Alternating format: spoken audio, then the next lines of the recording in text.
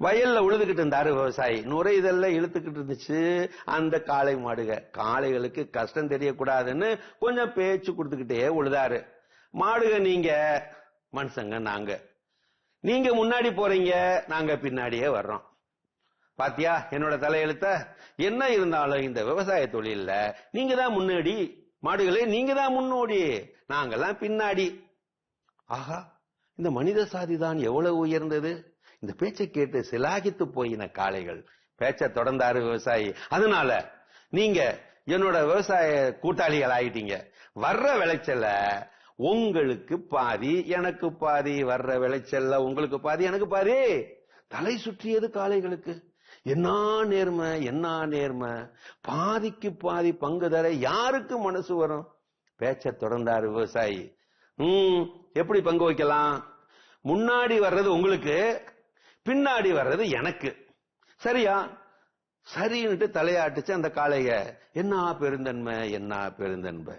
விதைத்து நாட்டு நற்று பச்சை பசையிலென மாறி இருந்தன வயல்கள். பார்க்க பார்க்க நாக்கிலே எச்சிலை ஊற விட்டன காளைகள். பேச்ச விடல விவசாயி.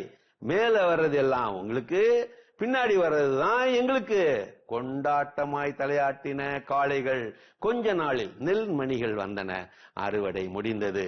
பேசியபடி பின்னால் வந்த நெல் மணிகளை மனிதன் வைத்துக் கொண்டான். முன்னால் வந்த வைக்கோலை மாடுகளுக்கு கொடுத்து விட்டான். பாவம் காளைகள்.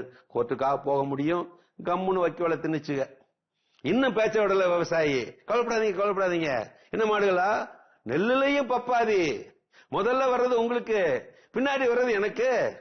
ஏன்னா நீங்க தானே முன்னாடி, நான் பின்னாடி தானே. சரி என்று உற்சாகமாக தலையாட்டி கொண்டன காளைகள். நெல்லை காய வைத்து அவித்து அரைத்து புடைத்தான் விவசாயி. புடைக்கும் போது முன்னால் வந்த உமியை மாடுகளுக்கு கொடுத்தான், பின்னால் வந்த அரிசி மணிகளை தானே எடுத்துக்கொண்டான். இப்பவும் பாவம் அந்த மாடுகள் காளைகள். கோர்ட்டுக்காக போக முடியும், கண்ணீர் விட்டன அந்த காளைகள். இன்னமும் பேச்ச விட்டான அந்த விவசாயி. கவலைப்படாதீங்க கவலைப்படாதீங்க, இந்த அரிசியிலேயே நான் பாதியை தர்றேன். முன்னாடி வர்றது உங்களுக்கு, பின்னாடி வர்றது எனக்கு. அதுக்கும் தலையாட்டின இந்த காளைகள்.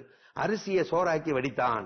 முன்னால வந்த கஞ்சி காளைக்கு, பின்னாடி வந்த சோறு எனக்கு அப்படின்னா. பாவம் காளைகள். கோர்ட்டுக்காக போக முடியும். வடிகஞ்சியை குடித்து விட்டு அழுது வடிக்கவில்லை அந்த காளைகள். முறையை மாற்றி சொல்லி முரண்டு பிடித்தன. வழிக்கு வந்தான் விவசாயி. சரி சரி, முரண்டு பிடிக்காதீங்க. இனிமேலு முன்னால வர்றது மனுஷனுக்கு, பின்னாடி வர்றது காளைகளுக்கு. சரிதானே? திருப்தி ஆகி போயின மாடுகள். அடுத்து வந்தது பொங்கல் விழா, பொங்கல் திருவிழா. முதலில் வந்த பொங்கல் மனிதனுக்கு, அடுத்து வந்த பொங்கல் மாட்டுக்கு. அதான் மாட்டு பொங்கல். திருந்தவே மாட்டானுங்க இந்த மனுஷனுங்க. போயும் போய் இந்த மனுஷ பசல நம்பி பிடிச்சே இந்த மாடுக. அருமையான கதைகள் 1000 பகுதி பார்த்துட்டோம்.